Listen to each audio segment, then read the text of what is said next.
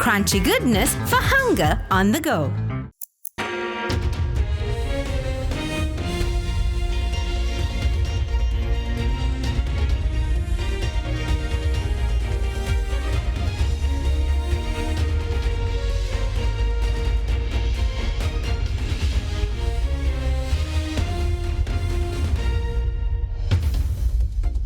Tonight, on First at 9 this Sunday, the 26th of January 2025.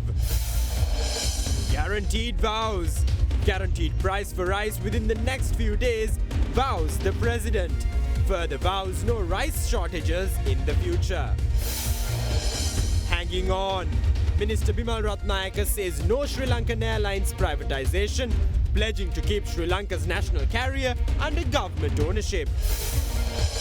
Tourism boom. Over 170,000 visitors land in the first 3 weeks of January. India leads the charge with Russia close behind. Weather woes. Strong winds and rough seas lash the island. The Met Department issues warnings over strong winds and rough seas. Chilo Dairy, Sri Lankawama Kiren Perata. ඔබේ විශ්වාසය දෙනු සෙන්සුරයින් දැන් ළඟමැති ෆාමසියෙන් ලබාගත හැක. කණ්ඩ පරිස්සම් කරගත්තොත් අපි පරිස්සම්. Asian Paints Causeway Aquasafe වැස්සත් මට්ටුවෙන් ගෙදරත් තිස්නේ. This is Derana First at 9. Live from Studio 24 in Colombo. Good evening and welcome to Derana First at 9. I'm Aditya Adrisinghe joining you live with the latest in Sri Lanka and around the world, brought to you by the only Sri Lanka media network to rise to the pinnacle across all media platforms, recognized as the best by every survey and beloved by the people. Now in your top story tonight, President Anura Dissanayake vows to announce the guaranteed price for rice in the coming days as the harvesting of rice in the Maha season nears completion. Addressing a public gathering in Anuradhapura, he also assured that the government would take steps to prevent any future rice shortages in the country. He further claims that the government has allocated 500 million rupees for the purchase of rice this season to replenish the national stocks. A public gathering organized by the National People's Power under the theme A Thriving Nation, A Beautiful Country was held today at the Vivekananda grounds in Anuradhapura under the patronage of President Anura Dissanayake.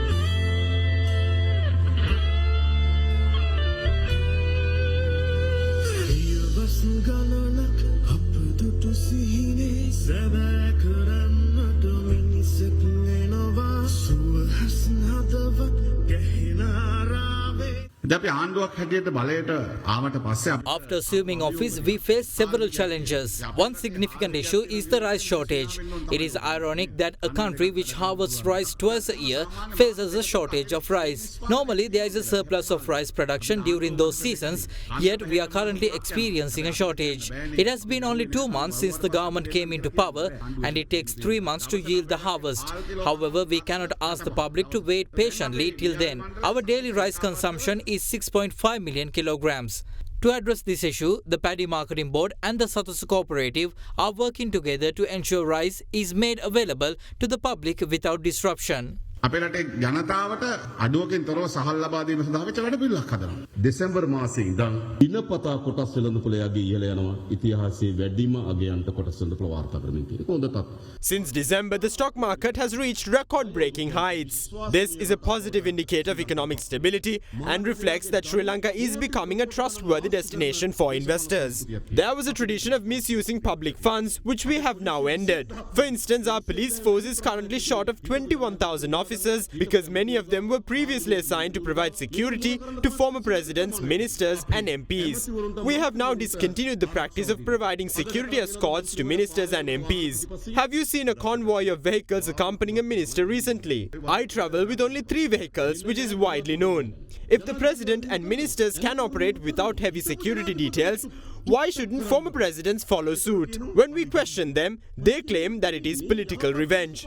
This is not revenge. This is a new political culture. Is it fair for a former president and his wife to occupy a residence in Colombo 7 that spans over 1 acre and 13 perches? Nearly 700 million rupees were spent on renovating it. The property is a 2-story building with an elevator and includes a generator worth 2 million rupees. It is not justifiable to spend public funds in this manner. We requested that they reduce these expenses, but instead, they accused us of attempting to evict them from their residence. What we are saying is that the government cannot sustain such a cost. We urge them to adopt a simpler lifestyle. They in turn raised concern over the president's residence, which I'm not even using. Even if I do use it, I will vacate it in 5 years. When will they vacate their residence? We are not criticizing past wastefulness. However, we urge them to redeem themselves now. This country needs a new political culture, and the NPP has brought that vision to life. Now, regarding the rice shortage, I am aware of this issue.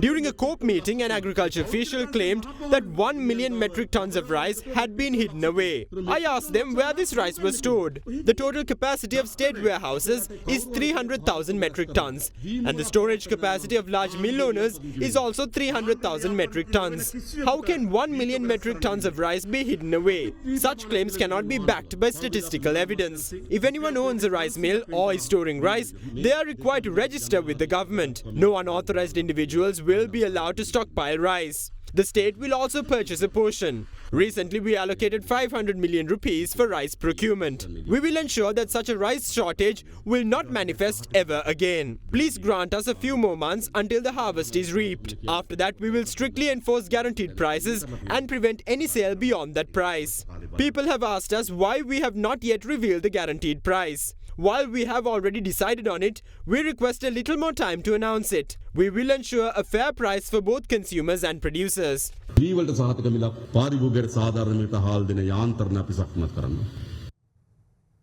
despite the president-led incumbent government's efforts to address issues pertaining to the delay in clearance of imported containers, long queues of trucks continue to be stranded at the Sri Lanka Customs Terminal in Orugudavatta.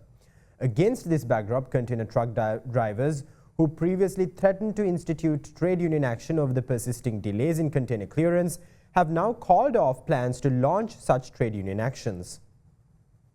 In a bid to resolve persisting issues pertaining to the delay in clearing imported containers, President Anura Dissanayake summoned all relevant officials for discussions last Sunday, where customs officials agreed to work around the clock on all 7 days of the week. Despite the commitment of customs officials, long queues of container trucks were seen at the customs terminal in Orugudavatta yesterday afternoon. Against this backdrop, the Container Transport Owners Association highlighted the possibility of truck drivers instituting trade union action over the persisting delay of container clearance. However, the association later revealed that plans to launch the trade union action have now been called off. According to the chairman of the Container Transport Owners Association, the decision to call off the trade union action was taken consequent to a pledge by the president to address the matter promptly and ease up the congestion at the customs terminal.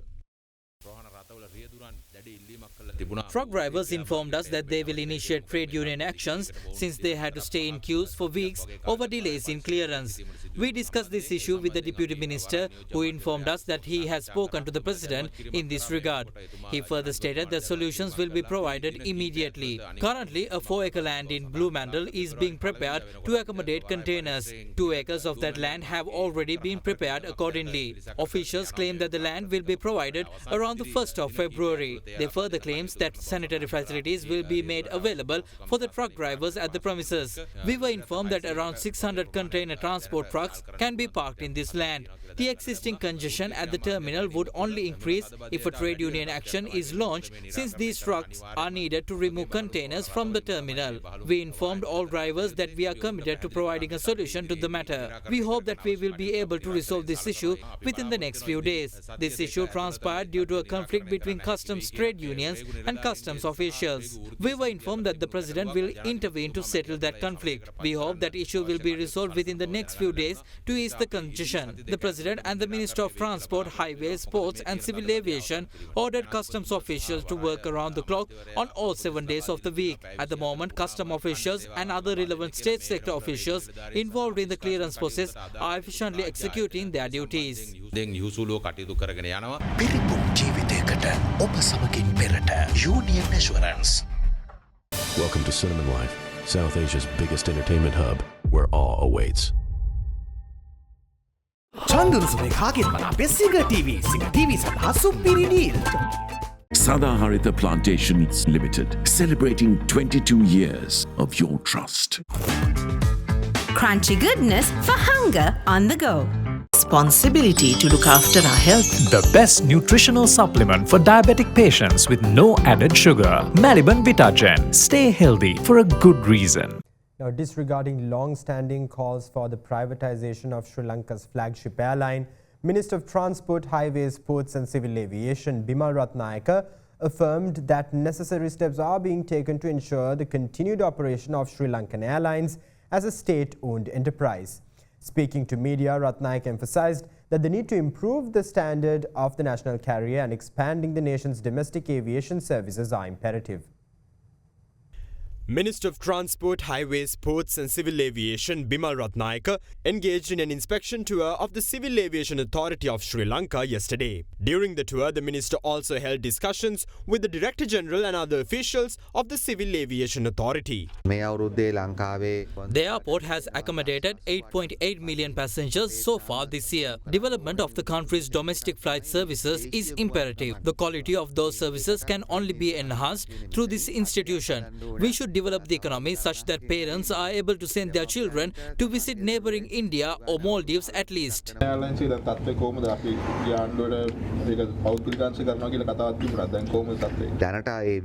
plans have been abandoned.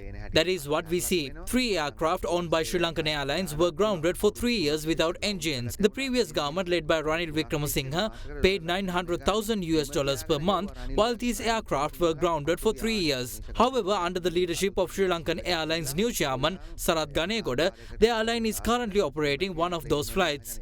The 2 remaining aircraft are expected to be operated before April.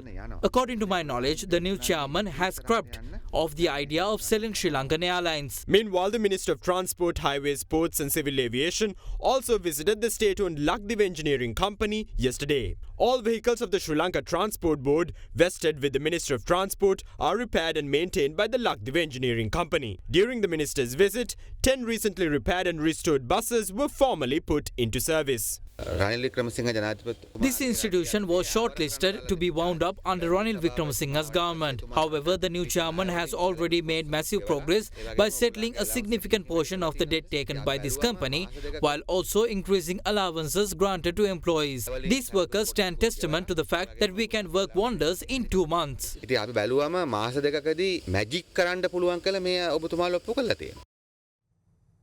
Now, US diplomat Professor Patrick Mendes believes that the new government should focus on balancing the interests of global superpowers seeking to invest in Sri Lanka.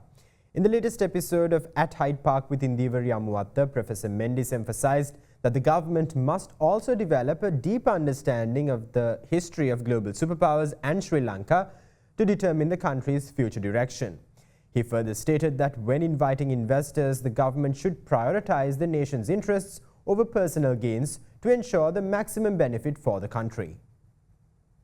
With Sri Lanka's new government in place and the developments we've seen over the years, an economic crisis prior to that, Easter attacks, and then prolonged a pandemic shutdown period, we suffered the worst of it. What is your view as an American diplomat? The problem with this land was they know everything, they know how to do things, they can tell you how the US government should work, how the Chinese should work, but they cannot talk about how we should work. Don't look for the Singapore to make it a Dubai. This has to be a Sri Lanka to Sri Lankan. You don't want to be somebody else. No, this is the issue. I think this new government, if they were to at this point work with the new superpowers, emerging superpowers, and now Sri Lanka's northern neighbor, and the countries, they have a long legacy. I think this gives the opportunity for the new administration to look at the reality. You talk about China and the United States. We seldom hear of such unification of the two superpowers. But again, Sri Lanka faced a lot of controversy dealing with these, especially during the crisis. Sometimes the United States has been uneasy with Sri Lanka's relations with China. China not confident with the level of attention Sri Lanka gives India and thereby working with the United States. Chinese foreign policy, when President Xi Jinping came into power, is wanted to the China dream. It's a rejuvenation of Chinese culture, Chinese nation. They have two strategies at work. When you come to the US, what is the US philosophy? Why they are doing these things in the world? Trade. America must be a trading nation. So what I think is this current administration in Colombo need to think about American history, Chinese history, Sri Lankan history, because this island is connected to the east, to the west. Current administration in Colombo, and when he went to the India, and they signed certain number of agreements. Okay, there are some are controversial. You know that bringing in the Indian health professional to Sri Lanka, and then there might be a natural reaction. What would happen to the Sri Lankan doctors and engineers and so forth when you're going to compete? Always we need to think about Sri Lanka, not the private interest. This is the what happened. You need to look at the national interest. What is good for the people of Sri Lanka? Sri Lankan current administration look into these countries, asking for the investment, and they wanted to have a trade agreement. Government can facilitate the infrastructure for governance so the business community can survive, and the people from everywhere can participate in this is a national development process. Now, how can Sri Lanka can balance Indian interest in Sri Lanka, Chinese interest in American interest, and the European Union interest in Sri Lanka? Just like Gandhi said, let the wind blow through my house. Don't let the house fallen down. So when the Chinese come, they want to develop this country, let them have it. Learn Chinese and send our student to China. Go send it our Sri Lankan student as a Fulbright scholars. Send our diplomats, send our public service people for the Hubert Humphrey leadership position. Train them. Send our young brilliant student to IIT, Indian Institute of Technologies. Why don't we take the advantage of what the Gandhi said to us? Let the wind go through in our windows and doors, and let Sri Lanka be the land of... Fast track your career from O-levels with eSoft. ඩයබටිසෝල් සීනිවලින් පරිස්සම්වන ඔබට අමතක නොවන පෝෂණය. Prime group ලංකාවේ ප්‍රථම වතාවට හඳුන්වා දෙන land leasing ලේසියෙන් මීටමක්. Single 1111 up to 60% off from the 11th November to the 17th of November. Kalani wire කිසිගින්නක් නෑ. කිසිගින්නක් නෑ. Kalani Fire Shield Wire. Acting Indian High Commissioner to Sri Lanka, Dr. Satyanjal Pandey stated that discussions are ongoing to expedite the implementation of various physical, energy and digital connectivity projects in Sri Lanka. He made these remarks while attending the celebration of India's 76th Republic Day at the High Commission of India in Colombo. Dr. Pandey also expressed India's optimism regarding the early launch of the Sri Lanka Unique Digital Identity Project. The High Commission of India in Colombo celebrated India's 76th Republic Day today. On the 26th of January 1950, the Indian Constitution, the world's largest written constitution, came into force. Celebrating the Indian Republic Day in Sri Lanka, Acting High Commissioner Dr. Satyanjal Pandey unfurled India's national flag at India House, the residence of the High Commissioner, and inspected the Guard of Honour. Dr. Pandey also read out excerpts from the President of India's Republic Day address.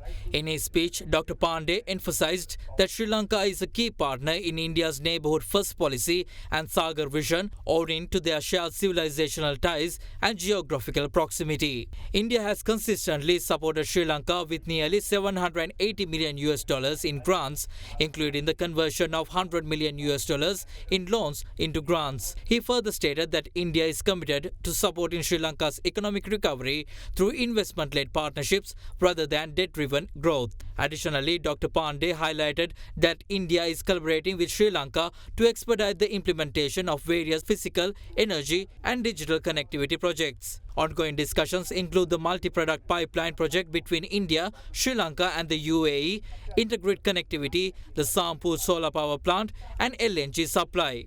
He also expressed optimism regarding the early launch of the Sri Lanka Unique Digital Identity Project, which aims to empower Sri Lanka with a comprehensive suite of digital public infrastructure. This initiative is expected to improve the efficiency of service delivery while reducing corruption. Now in your weather updates, issuing an advisory for strong winds and rough seas, the Department of Meteorology forecasts that the sea areas off the coast from Colombo to Mannar via Putlam and from Matra to Puttaville via Hambantota will be rough at times with strong gusty winds up to 50 to 60 kilometers per hour. As a result, the department requested the naval and fishing communities to remain vigilant to minimize any damages caused.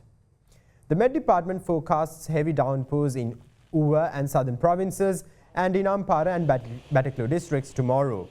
Fairly heavy rains can also be expected in the north central, northwestern and central provinces and in the Trincomalee district. The Department of Irrigation noted that 46 out of the 73 major reservoirs under its management are still overflowing at the moment due to heavy rains pelting down across the island.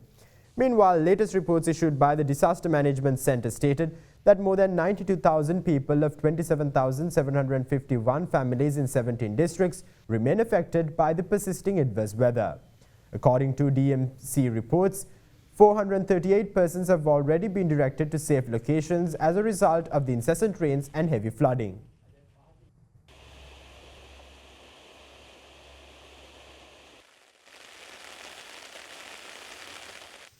And now here's a look at the latest thoughts shared in the political arena. Deputy Minister of Defence Major General Aruna Jayasekara disclosed that they were well aware of Yoshitha Rajapaksa's arrest but chose to remain silent. Why does this signify? This implies that the relevant arrest was not a legal action but a political motivated decision. We remind representatives of the incumbent government that those who make arrests show sufficient justifications while face legal repercussions. With the NPP claiming power, those who harmed and stole from this nation have been blown off into oblivion. They fear us now. We will not retreat now, not without developing this country. In the lead up to the general election, many urged the public to not experiment with inexperienced leaders. Didn't they say so? Those well-experienced individuals drove the country into bankruptcy. However, within just 2 months, we marched this country out of bankruptcy. Is that not the truth?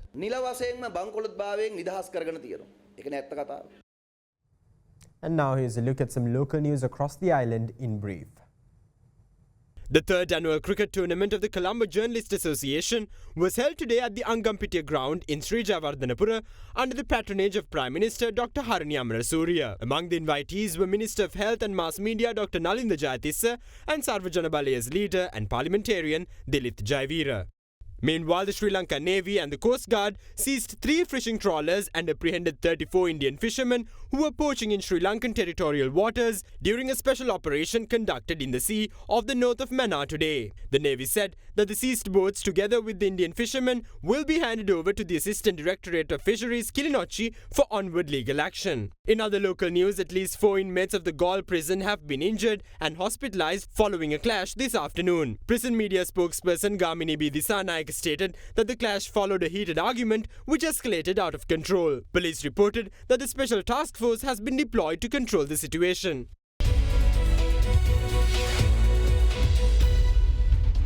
Welcome back. You're joining Ada Derana, Sri Lanka's most trusted news source. Now in your business news, Sri Lanka began scaling a target of 3 million tourists this year, with 177,403 tourists visiting the country during the first 22 days of January. According to the latest statistics of the Sri Lanka Tourism Development Authority, India and Russia have managed to remain in the top two spots of the global tourist arrivals into the country.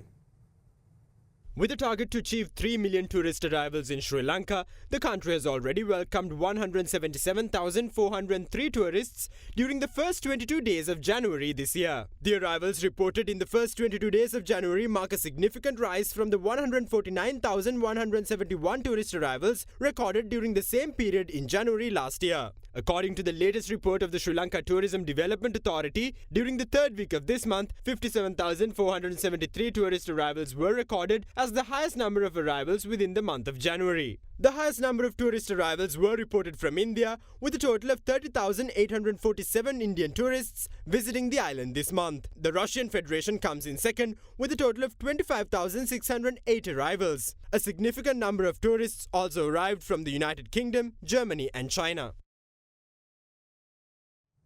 Now, in other business news, a 19-member business delegation from Pakistan recently visited Sri Lanka to strengthen bilateral ties and to foster investments, organized by the Pakistan-Sri Lanka Business Forum in collaboration with Jagat Abewarna, the Sri Lankan Consul General in Karachi.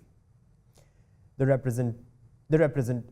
presentation of the event focused on Sri Lanka's economic conditions, investment opportunities and potential business ventures, particularly in sectors like frozen food, logistics and cold chain services. The Sri Lanka-Pakistan Business Council of the Ceylon Chamber of Commerce also participated in the Expo 2024 in Pakistan, where Sri Lanka was received as having one of the best delegations. The event underscored the commitment of both nations to fostering strong trade and investment ties.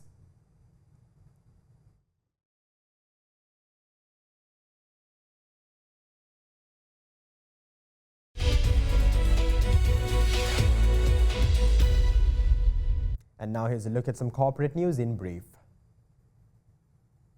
Lanka Hotels PLC revealed plans to convert $4.47 million in shareholder loans into equity by issuing 32,228,524 ordinary voting shares through a private placement. Major shareholders Tal Hotels and Resorts Limited and IHOCOBV will receive 26.3 million shares and 5.9 million shares respectively. Each share will be issued at a price of 41 rupees. The private placement aims to strengthen the company's financial stability while ensuring the new shares rank equally with existing voting shares in terms of dividends, voting rights and asset distribution.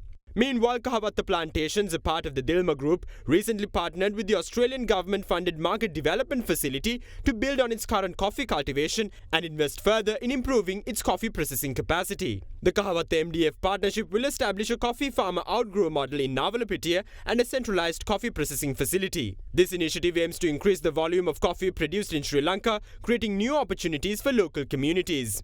In other corporate news, the Commercial Bank of Ceylon plans to join hands with the United Nations Children's Fund and government partners to improve preschool education in Sri Lanka. The bank will support the improvement of a preschool in the Munaragala district in the Uva province as a contribution to UNICEF's work to support the government to improve preschool education in the country.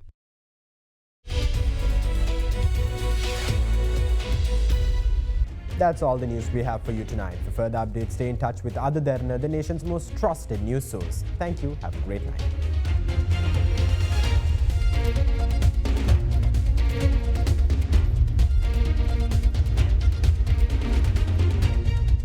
For news and information you can trust 24 hours a day, visit adaderana.lk.